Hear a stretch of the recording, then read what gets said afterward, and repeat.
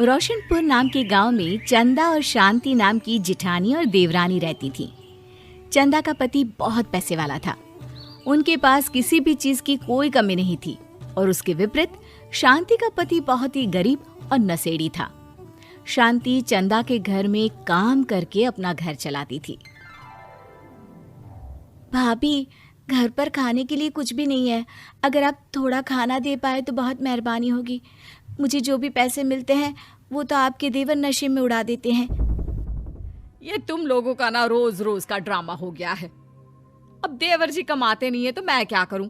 तुम्हारा पति तो तुम्हारी सारी कमाई दारू में उड़ा देता है। रहने दो भूखा उसे। अरे ऐसे मत बोलिए भाभी, आप तो जानती ही हैं कि वो मन के कितने साफ हैं, पर इस बेरोजगारी के कारण उन्हें दारू पीने की लत लग गई है।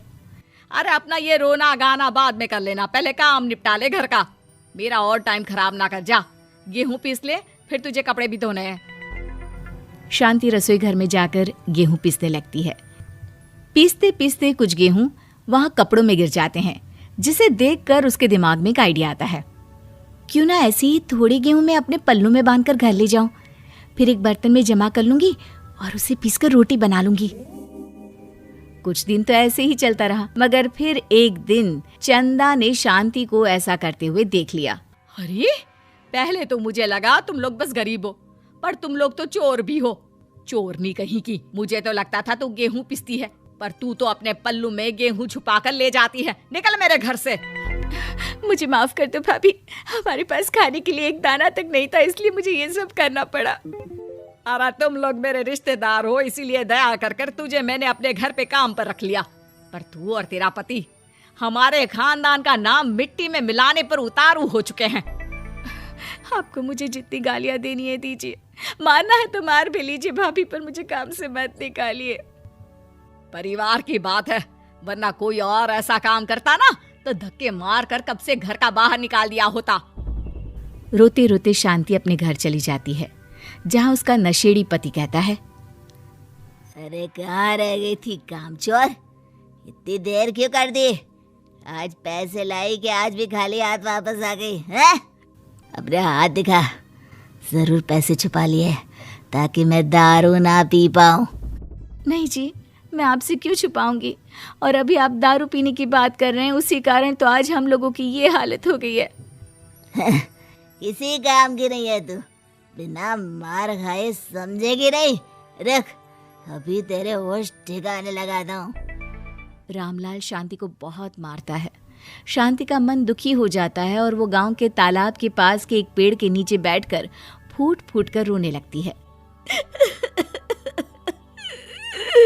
मैंने कभी किसी का बुरा नहीं किया, फिर भी भगवान मेरे साथ ऐसा क्यों कर रहा है? मैं तो रामलाल जी की फिक्र करती हूँ, फिर भी उन्होंने मुझे इतना मारा। तभी उसे एक आवाज सुनाई देती है, रोने की कोई जरूरत नहीं।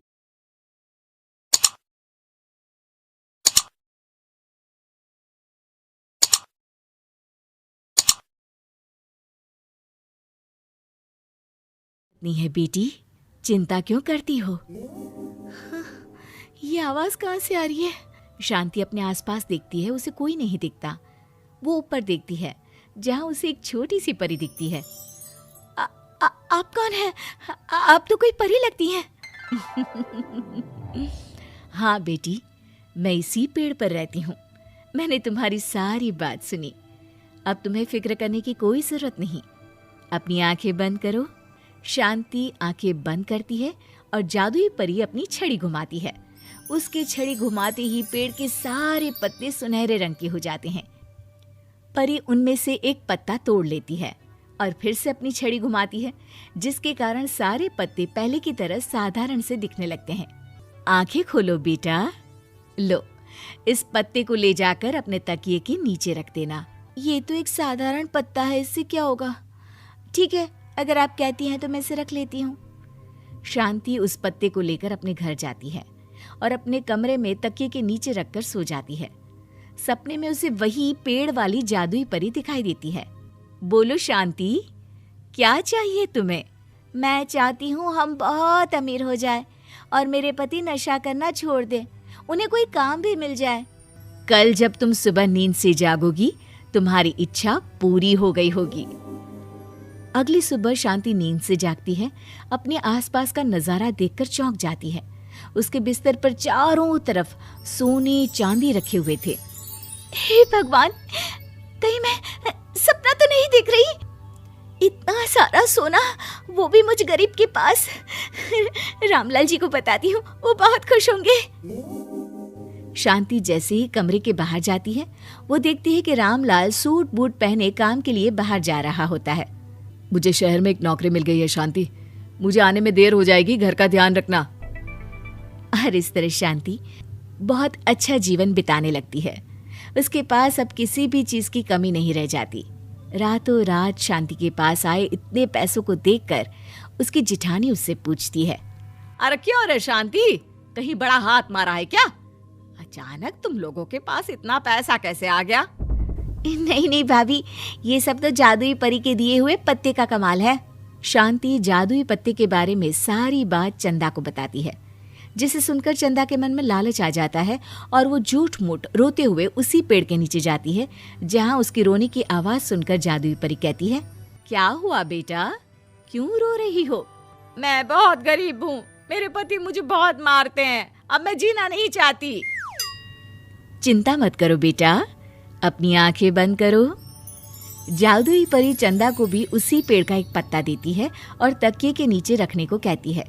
चंदा उस पत्ते को लाकर अपने तकिए के नीचे रख लेती है और अगली सुबह जब उठती है तो उसके कमरे में चारों तरफ सांप बिच्छू रहते हैं। अरे बचाओ बचाओ, कोई मुझे बचाओ, ये कैसा पत्ता है जिसे लाने के बाद उस गरीब शांति के पास तो इतना सारा सोना आ गया और मेरे चारों तरफ ये सांप बिच्छू, अरे कोई बचाओ। चंदा अपनी जान बचाती हुई शांति के पास जाती है। चलिए भाभी, मुझे लगता है आपके घर में सांप बिच्छू को बस जादुई परी ही हटा सकती है। दोनों मिलकर जादुई परी के पास जाते हैं। ये सब तुम्हारे बुरे इरादों का नतीजा है चंदा।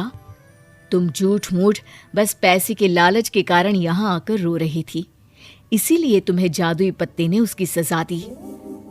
अरे मुझे माफ कर दीजिए जादुई परी, मेरे मन में लालच आ गया था। अरे शांति, तुम भी मुझे माफ कर दो, मैंने तुम्हारे साथ बहुत गलत किया है, फिर भी तुम मेरी मदद के लिए आई। चंदा को अपनी गलती का एहसास हो जाता है, इसलिए जादुई परी उसके घर से सारे सांप बिच्छू को